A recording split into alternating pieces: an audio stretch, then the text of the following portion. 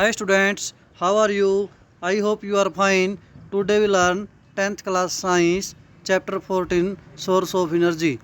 Our article is improvement in the technology for using conventional source of energy, यानी कि improvement कैसे किया जाए, टेक्नोलॉजी जो होती है प्रौद्योगिकी उसके अंदर किस तरह से सुधार किया जाए कन्वेंशनल सोर्स ऑफ एनर्जी के अंदर, मतलब कि परंपरागत जो सोर्स हैं एनर्जी के उनमें जो टेक्निकली सुधार यानी प्रौद्योगिकी के द्वारा टेक्नोलॉजी का यूज करके कैसे इम्प्रूवमेंट किया जाए। देखिए इसमें पहले हम कर रहे हैं बायोमास। देखिए जैव मात्रा जिसको हम बोल सकते हैं, या फिर जीवों के अंश, या फिर जीवों से गोबर वगैरह या पेड़ पौधों से जो मतलब कि जिस तरह से टूट फूट पौधों की पत्तियां या और उससे जो बन के जो गैस वगैरह बनती हैं उसको हम बायोमास बोलते हैं। देखिए we mention earlier that wood has been use as a fuel for long times. हमने जैसे पीछे भी पढ़ा है कि पुराने समय से, लंबे समय से फ्यूल के रूप में लकड़ी का उपयोग होता रहा है।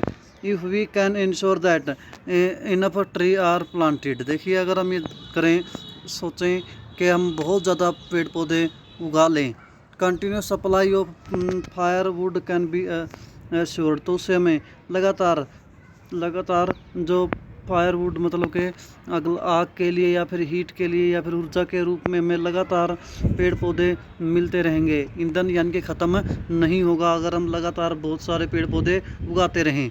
You must also be familiar with the use of cow dung cake as fuel. तुम इसके बारे में अच्छे से जानते हो। काउ डंग मतलब कि गोबर के, जो गाय का गोबर है या भैंस का गोबर है उससे जो उपले बनाए जाते हैं, गोसे बनाए जाते हैं जो।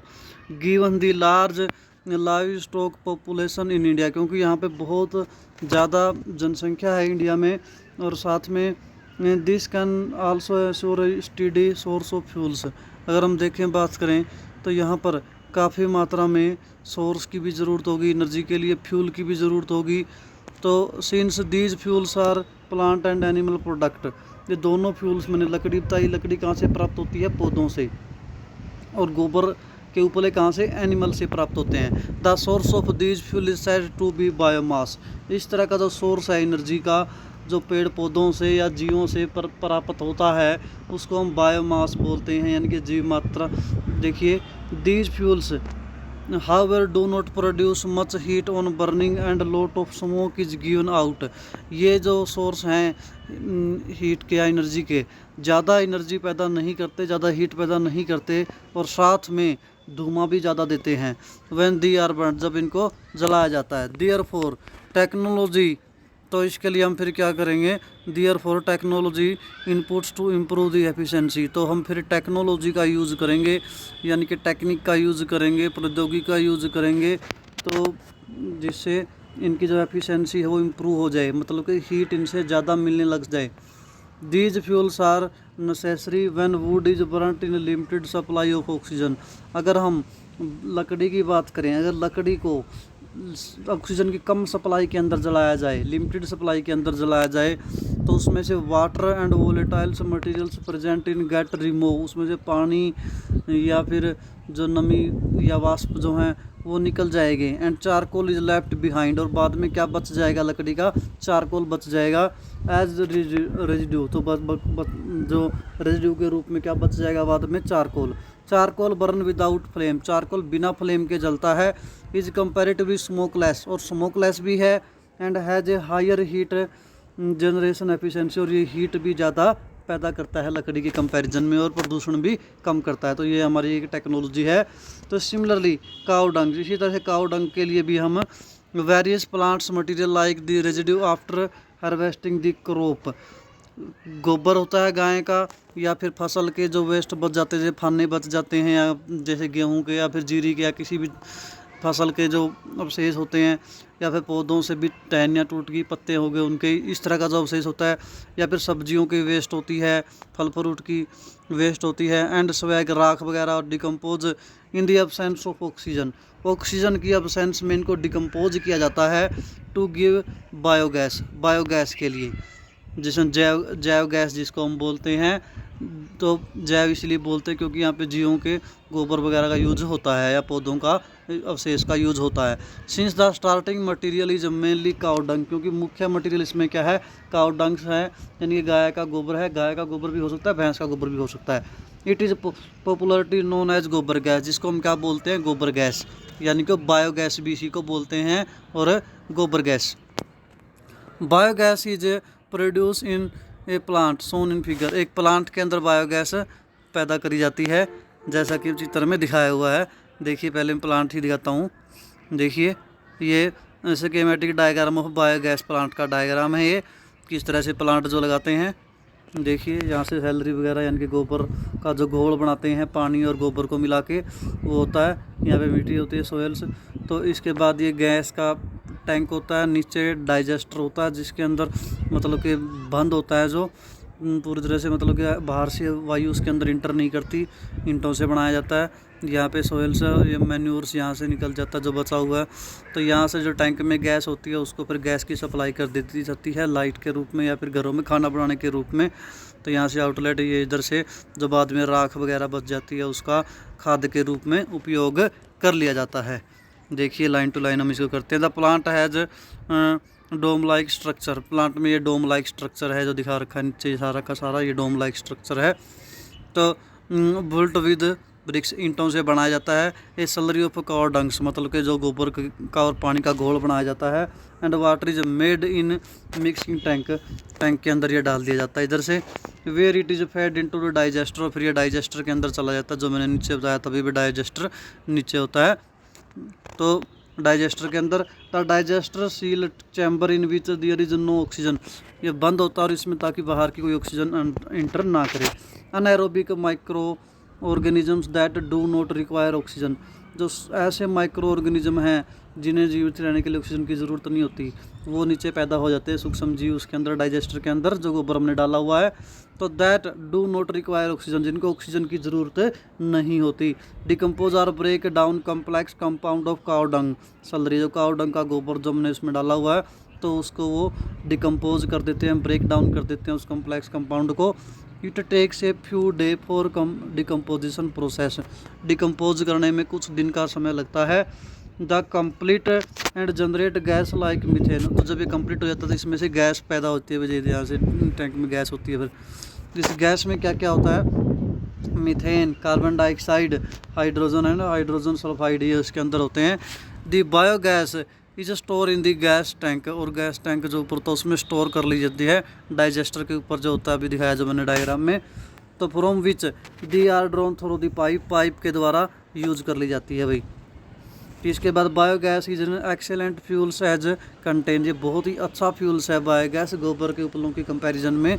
अप टू 75% मीथेन, इसमें 75% मीथेन होती है। इट बर्न्स विदाउट स्मोक, बिना धुएं के मुँह मतलब के जलता है। Leaves no residue likes ash, लकड़ी जैसे या फिर गोबर के उपले जैसे राख वगैरह छोड़ते हैं, इस तरह से इसमें नहीं होता।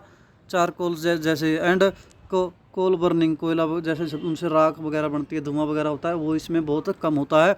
It heating capacity is high, और गर्म करने की कैपेसिटी यानी कि हीट की कैपेसिटी भी ज़्यादा होती है। Biogas is also use for lightning, प्रकाश के लिए भी इसका यूज हम कर सकते हैं, लाइट के रूप में भी। The slurry of left behind remove periodically and use as excellent manures, जो पीछे जो सलरी यानी कि राख वगैरह बच जाती है उसको किसके रूप में करते हैं यूज, मैन्यूर के, यानी कि सिंपल जो खाद होती है खेत में उसका यूज कर सकते हैं। रिच इन नाइट्रोजन, उसमें नाइट्रोजन होती है उस खाद में, और फास्फोरस होती है। The large scale utilization of bio waste and sea waste material provide a safe and efficient method of waste disposal beside supplying energy and manure. देखिए भाई, जो बायो वेस्ट है, जैसे जीव जंतुओं का जो गोबर वगैरह या पौधों के या फिर फसलों के जो वेस्ट होते हैं, सब्जियों के, फलों के, तो उसके जो वेस्ट का बहुत ही अच्छा वेस्ट डिस्पोजल, उसको डिस्पोज किया जा सकता है, और सप्लाई उससे बहुत अच्छी एनर्जी और मैन्यूर प्राप्त होता है। Do you think that biomass is a renewable source of energy, ये क्या है, रिन्यूएबल सोर्स ऑफ एनर्जी है, मतलब कि गोबर वगैरह, हमारे देश में पशु वगैरह बहुत हैं, या फिर पौधे वगैरह या उनके जो अवशेष हैं वो ख़त्म होने वाले नहीं हैं अगर हम पौधे वगैरह उगाते रहेंगे, तो इसलिए क्या है, रिन्यूएबल सोर्स है एनर्जी का, मतलब कि जो ख़त्म नहीं हो सकता। इसके बाद नेक्स्ट जो हम एनर्जी के सोर्स की बात कर रहे हैं तो वो क्या है, वाइंड एनर्जी। वाइंड मतलब हवा से जो ऊर्जा प्राप्त होती है, वायु से। We saw in class ninth में हमने देखा था unequal heating of the land mass. ज़मीन के जो हिस्से होते हैं, जो टुकड़े होते हैं, उनके अनइक्वल गर्माई, कहीं पे गर्म ज़्यादा हो जाती है और कहीं पे कम होती है। तो एंड वाटर बॉडीज, और साथ में वाटर बॉडीज मतलब जैसे समुद्र वगैरह या पानी की जो जगहें हैं वो भी कम ज़्यादा गर्म हो जाती हैं। Bye solar radiation generates air movement. देखिए जो ये सोलर सूर्य से रेडिएशन आती हैं एयर के माध्यम से, एंड काजीज वाइंड टू ब्लो, जिसके जो अंतर हो जाता है ये गर्म होने का, कहीं पे ज़्यादा गर्म हो जाता है टेम्परेचर ज़्यादा हो जाता है, कहीं पे कम गर्म हो जाता है टेम्परेचर कम हो जाता है, तो उसकी वजह से हवाएं चलने लगती हैं भाई। This kinetic energy of the wind, और वाइंड की जो एक काइनेटिक एनर्जी है, क्योंकि काइनेटिक एनर्जी कब होती है, जब कोई चीज़ मूव करती है, तो वाइंड मूव करती है, तो when can be use to do work, उसे हम काम के लिए यूज़ कर सकते हैं। This energy was harnessed by the wind mills in the past of the mechanical work. पुराने समय से ही वाइंड मिल का यूज़ होता रहता है मैकेनिकल वर्क के रूप में। जैसे फॉर एग्जांपल कहाँ पे यूज़ होता था, वाटर लिफ्टिंग पंप, कुएं वगैरह से पानी को निकालने के लिए। Rotatory motion of wind mill is utilizing lift water from well, कुएं से पानी निकालने के लिए, लिफ्ट पंप से पानी निकालने के लिए पुराने समय से ही इसका यूज़ करते आ रहे हैं।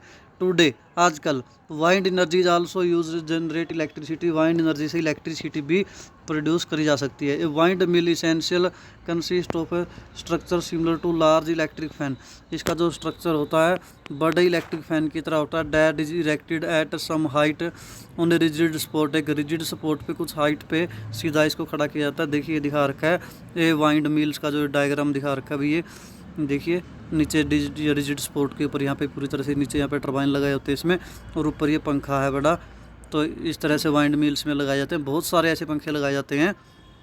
तो the two generate electricity generate करने के लिए, देखिए इलेक्ट्रिसिटी जनरेट करने के लिए द रोटेटरी मोशन, जो रोटेट कराती है वाइंड मिल्स, वाइंड मिल का जो पंखा मूव करता है वो use to turn the turbine, इसके नीचे टरबाइन लगाए जाते हैं। टरबाइन को वो क्या कर देती है, मूव कर देती है electric generator. The output of single wind mill is quite small, जो सिंगल है, जैसे मैंने अभी एक ये दिखाया है सिंगल था, इससे इतनी ज़्यादा आउटपुट नहीं आती है। Can not be use for commercial purpose, इसको हम कमर्शियल पर्पज़ के लिए यूज़ नहीं कर पाते क्योंकि इलेक्ट्रिसिटी बहुत थोड़ी प्रोड्यूस होगी एक से। तो देयर फिर number of wind mills are erected on a large area, इसलिए बहुत सारी वाइंड मिल बहुत सारे एरिया में लगाई जाती हैं। Which known as wind energy farm, उसको हम क्या बोलते हैं, wind energy farm. The energy output of each wind mill in a farm is couple together to get electricity of a commercial scale, उससे हम सारे को सभी वाइंड मिल की जो एनर्जी है वो इकट्ठी कर लेते हैं और काफ़ी इलेक्ट्रिसिटी कमर्शियल स्केल पे पैदा कर सकते हैं। देखिए जैसे ये दिखा रखा है, ये सिंगल वाइंड मिल्स का एक जो दिखा रखा है डायग्राम में, सिंगल है ये। तो इसमें होता क्या है, देखिए बहुत सारे ऐसे लगा लिए जाते हैं और उसके जो नीचे होती है मतलब कि इनको जोड़ दिया जाता है टरबाइन के साथ, और टरबाइन को मूव करते हैं, और टरबाइन फिर क्या करती है, इलेक्ट्रिसिटी प्रोड्यूस करती है, जो ये मैकेनिकल ये काइनेटिक एनर्जी से उसको फिर इलेक्ट्रिकल एनर्जी में कन्वर्ट कर देती है।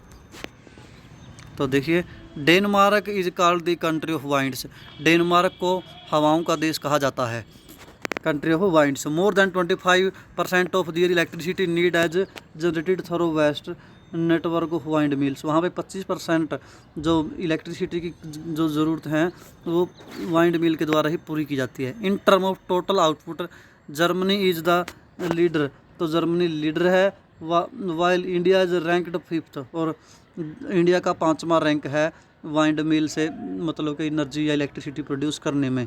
Wind mill for the production of electricity, it is estimated that nearly 405,000 megawatt electricity power can be generated if India wind potential is fully exploited. अगर हम अच्छे से पूरी सारी चीज़ें फैसिलिटी प्रोवाइड करवा के सारी सुविधाएं करके पैदा करें तो 45,000 मेगावाट इलेक्ट्रिकल पावर प्रोड्यूस कर सकते हैं इंडिया में। तो the largest wind energy farm has been established near Kanyakumari के नज़दीक, तमिलनाडु में हमारे इंडिया में बहुत बड़ा मतलब कि वाइंड मिल फार्म हाउस है जो जनरेट करता है 380 मेगावाट ऑफ इलेक्ट्रिसिटी। तो देखिए, wind energy is an environment friendly. Wind energy क्या है? इन्वायरमेंट फ्रेंडली है, मतलब कि इन्वायरमेंट को इसका कोई ज़्यादा नुकसान नहीं होता है।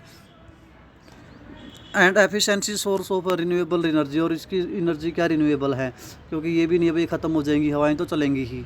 तो it require no recurring expenses for the production of electricity. इसके लिए कोई अलग से घूमने वाली मशीन या कोई ऐसी चीज़ें लगाने की कोई अलग से कोई ज़्यादा वो ज़रूरत तो नहीं है।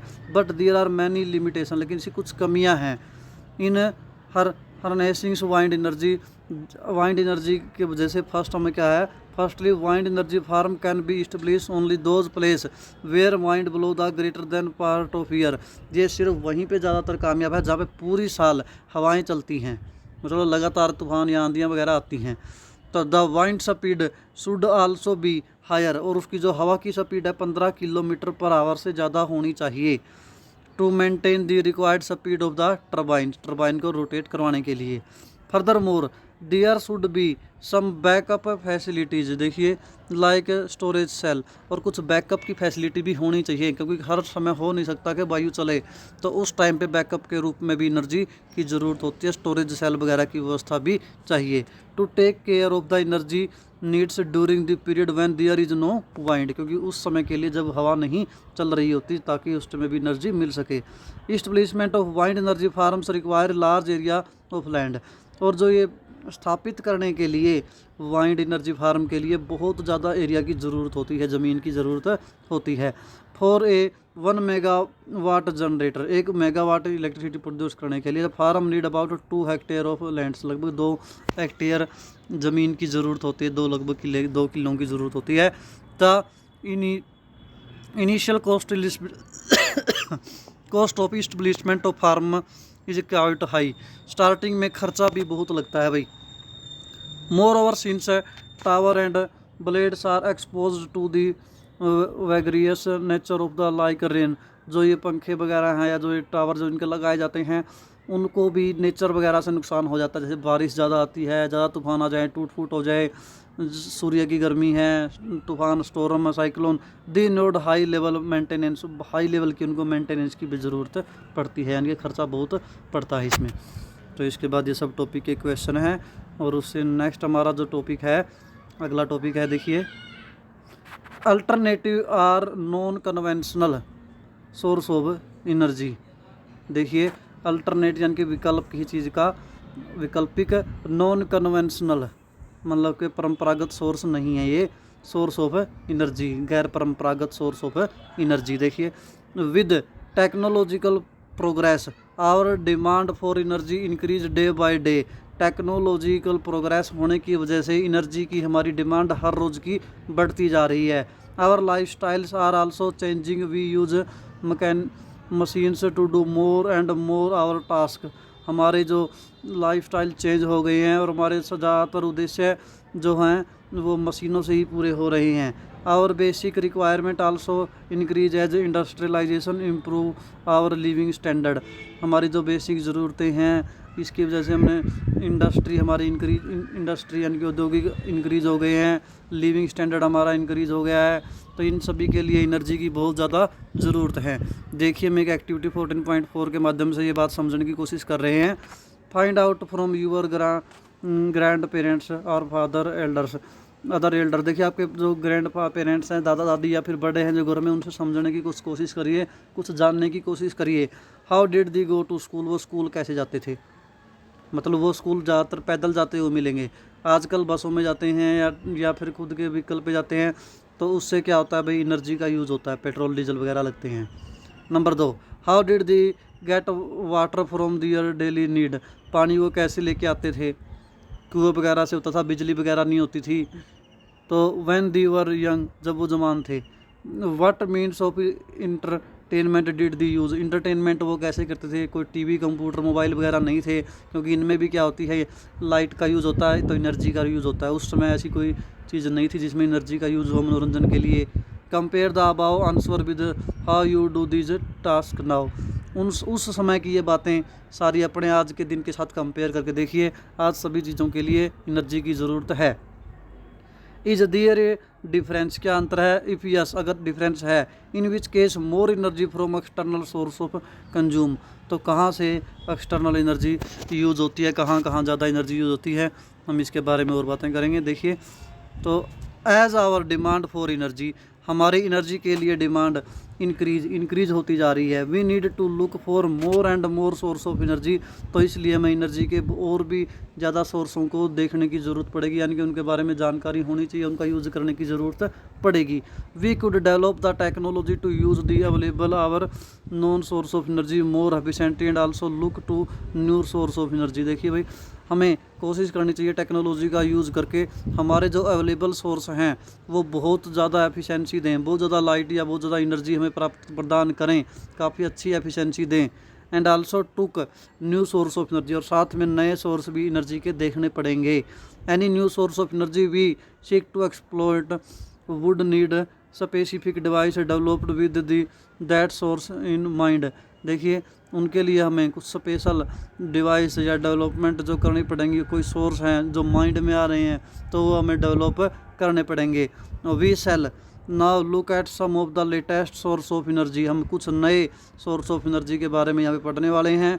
That we seek to tap and the technology design to capture and store energy from that source, तो हम किस तरह से उन सोर्सों से एनर्जी कैप्चर कर पाएंगे, कैसे ग्रहण कर पाएंगे। देखिए, थिंक इट ओवर, इनके बारे में सोचिए। Some people say that if we start living as our ancestor, कुछ लोग कहते हैं अगर हम पुराने समय की ज़िंदगी जीना शुरू कर दें, this would conserve energy and our ecosystem, इससे हमारी एनर्जी भी बचेगी और हमारा इकोसिस्टम भी सही रहेगा, मतलब इन्वायरमेंट भी हमारा सही रहेगा। Do you think this idea is feasible, देखिए क्या ये पॉसिबल है।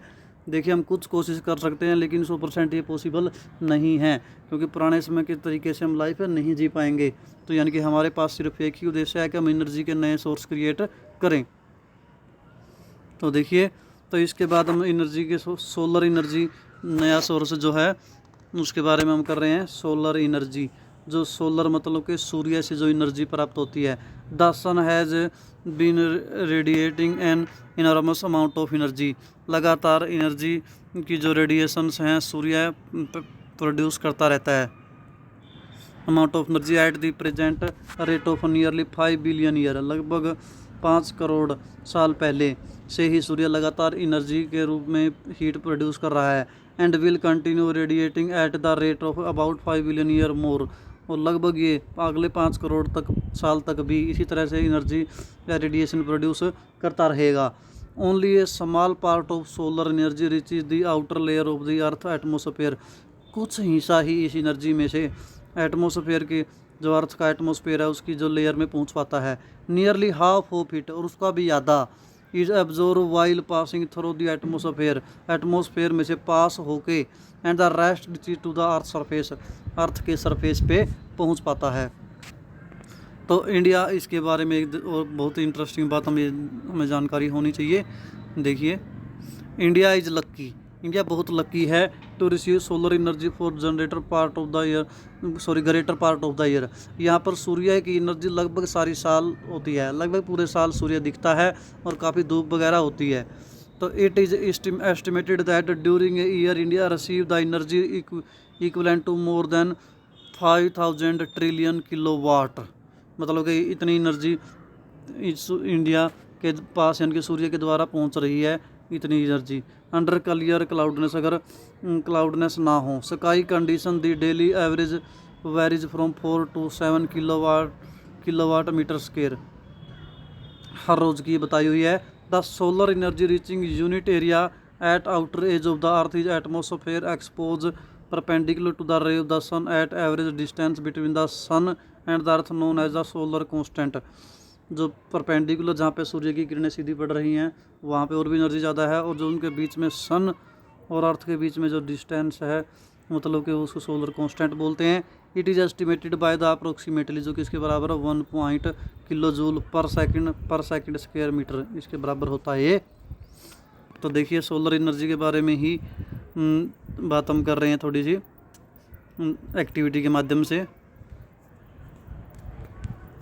Take 2 canonical flask, 2 canonical flask ले लीजिए, या कोई और भी बर्तन ले सकते हो, तुम बीकर भी, गिलास भी ले सकते हो। अगर आपके पास कैनोनिकल फ्लास्क नहीं है तो एक के ऊपर वाइट पेंट कर दीजिए, एक पे ब्लैक कर दीजिए, दोनों में पानी डाल दीजिए। कैनोनिकल फ्लास्क को डायरेक्ट सनलाइट में रख दीजिए दोनों को आधे घंटे के लिए। टच द कैनोनिकल फ्लास्क, दोनों को टच करके देखिए जिसका सफ़ेद था वो ज़्यादा गर्म होगा या जो ब्लैक था वो ज़्यादा गर्म होगा। जिसके ऊपर ब्लैक आपने चिपकाया हुआ है, कलर ब्लैक किया है, वो ज़्यादा गर्म मिलेगा। Can you think ways in which finding cloud use in your daily life. देखिए अगर हम बात करें डेली लाइफ भी हम इस तरह की बहुत सारी चीज़ें देख सकते हैं भाई। सिंपल सी बात है, जो ब्लैक कलर है वो ज़्यादा रेडिएशन को ऑब्जॉर्व करता है और वाइट कलर कम करता है। इसलिए ब्लैक कलर का जो बर्तन होगा उसमें यानी कि ज़्यादा हीट मिलेगी, ज़्यादा टेम्परेचर मिलेगा, क्योंकि उसने रेडिएशन को ज़्यादा ऑब्जॉर्व कर लिया है, सोख लिया है। तो यही बात हमने यहाँ भी लिखी हुई है। देखिए a black surface absorb more heat, ज़्यादा हीट ऑब्जॉर्व करता है एज कम्पेयर टू वाइट के कंपैरिजन में। Or reflecting surface under identical condition, अगर सरफेस बराबर है, सिर्फ रंग का फ़र्क है, तो काला रंग ज़्यादा हीट ऑब्जॉर्व करेगा। सोलर कुकर फिगर में दिखाया हुआ है देखिए, एंड सोलर वाटर हीटर, जो सूर्य के वाटर हीटर होता है, जो सूर्य की एनर्जी से पानी को गर्म करता है। Use property in their working, वो यही प्रॉपर्टी यूज़ करते हैं जो मैंने भी बताई थी। Some solar cooker achieve a higher temperature by using mirror, कईयों में मिरर भी लगा होता है to focus ray of sunlight, सूर्य की लाइट को एक पॉइंट पे फोकस करने के लिए लगा होता है। Solar cookers are covered with a glass plate से कवर्ड होते हैं ताकि वो सूर्य की किरणों को एक जगह पे ऑब्जॉर्व कर सके। Recall what we learn about the greenhouse effect, क्योंकि उसके अंदर क्या होता है भी वो सूर्य की जो किरणें आ गई एक बार वो बाहर नहीं जाती और अंदर रहती है तो गर्म कर देती हैं। Does this explain why glass plate is use. देखिए ये दिखा रखा है, जो ये सोलर कुकर का डायग्राम है। सोलर कुकर तो इसमें खाना रखा हुआ है, अंदर से ब्लैक किया हुआ है क्योंकि ज़्यादा रेडिएशन ऑब्जॉर्व करेगा। ये मिरर लगाया हुआ है क्योंकि जो सन की लाइट की रे यहाँ से आ रही हैं, ये आ रही हैं, ये आ रही हैं, या फिर जो इधर आएंगी सीधी उनको भी ये इधर पहुँचा देगा, सीधी इसके ऊपर फोकस कर देगा, और ज़्यादा रेडिएशन यहाँ पे जाएंगी तो खाना ज़्यादा जल्दी गर्म हो जाएगा। तो इसके बाद अगली जो एक्टिविटी है, study the structure and working of A solar cooker and A solar water heater, particularly with regard how it is insulated and maximum heat absorption is ensure. देखिए इस तरह से ऐसे ही बनाया ताकि ज़्यादा हीट अब्जॉर्व करे और ज़्यादा टेम्परेचर क्रिएट कर दे। तो design and building a solar cooker or water heater using low cost material, उसके लिए कुछ मटेरियल यूज होता है।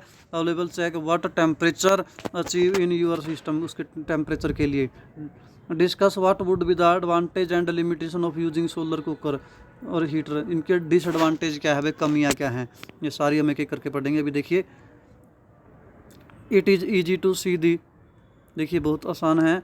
Device are useful only certain times during the day, कुछ समय ही ये यूजफुल हैं। This limitation using solar energy overcome by the using solar cell, तो उसके लिए हम क्या करेंगे भाई, सोलर सेल का यूज़ करेंगे, क्योंकि रात को या फिर जिस टाइम पे बारिश है या फिर जब बादल हैं उस समय में सूर्य नहीं होता और उस टाइम पे में से एनर्जी नहीं मिल पाएगी, तो उसके कमी को दूर करने के लिए हम क्या चीज़ यूज़ करेंगे, सोलर सेल का। That convert solar energy into electricity, जो इलेक्ट्रिसिटी में सोलर एनर्जी को बदल देती है, जो आजकल बहुत ज़्यादा यूज़ होने लग रही है। At typical cell develop voltage, एक सेल जो होता है उसकी वोल्टेज यानी 0.5 से 1 वोल्ट तक प्रोड्यूस करता है। Produce about 0.7 watt electricity when expose to sun, जब सन होता है। A large number of solar cell combine, solar सेलों को कंबाइन कर लिया जाता है in an arrangement called solar cell panel, उसको सोलर सेल पैनल बोलते हैं, जो आजकल बहुत तेज़ी से लगाया जा रहा है, खेतों में लगाया जाता है या घरों में भी लगाए जा रहे हैं।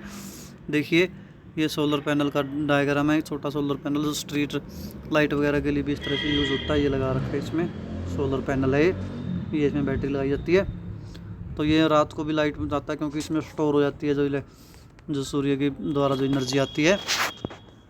The principal advantage associated with solar cell are that they have no moving part, इसकी खासियत क्या है, इसमें कोई मूविंग पार्ट्स नहीं होता। रिक्वायर्ड लिटल मेंटेनेंस, और कोई ज़्यादा महंगी मेंटेनेंस भी नहीं है। And work quite satisfactory without the use of any focusing device. देखिए इसका और वर्क भी काफ़ी यूज़ करना भी आसान है और वर्क भी काफ़ी अच्छा है।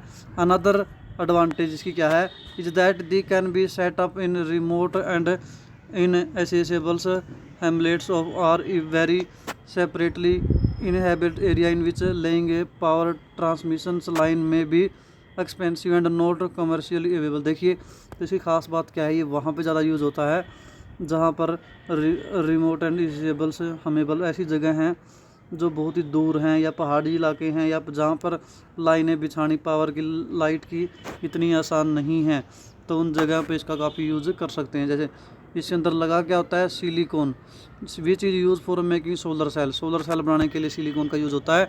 It is abundant in natures but availability of special grade silicon, यानी कि बहुत कम मात्रा में मिल पाता है, लेकिन एक स्पेशल ग्रेड का सिलिकॉन होता है for making solar cell limited. देखिए जो काफ़ी कम मात्रा में है। The interior process of manufacturing is